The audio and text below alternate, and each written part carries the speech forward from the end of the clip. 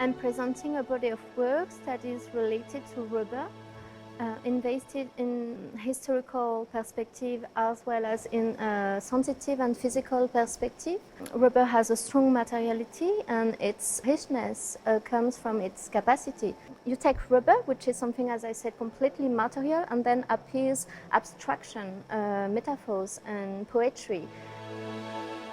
Since you have seen once strong breathing and the white rubber coming out of the tree, you realize that your mind has been touched and stained by a pure, fragile instant of beauty. And so I start with a stain, which is huge as an idea of landscape. And so I pour rubber on the wall.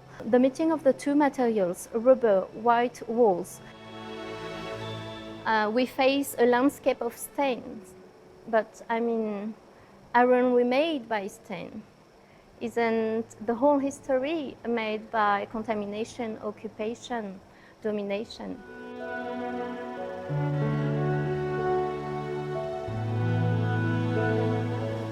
We discover some photograms on the wall, photograms of plants, tropical plants that I brought with me from Amazonia and Vietnam, actually including Hevea tree, which is the rubber tree. And so the colors, the two colors of the photograms depend on the brown of the photosensitive paper, depend also on the time of exposure, between 10 days and 100 days. There's two colors to refer to two different lights in two different opposite corners of the wall.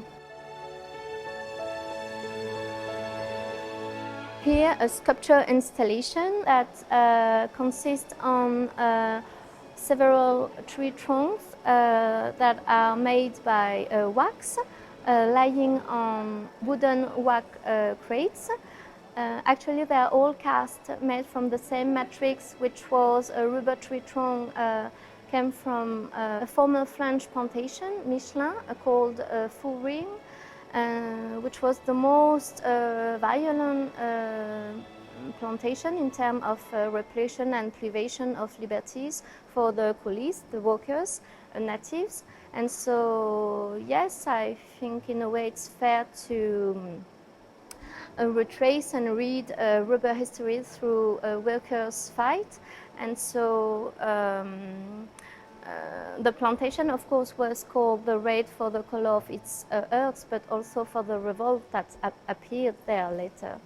And you see, at first, at the very beginning, I thought, I imagined for the sculpture on lyric dimension that the color of the wax could bring out, and actually the history catch me back.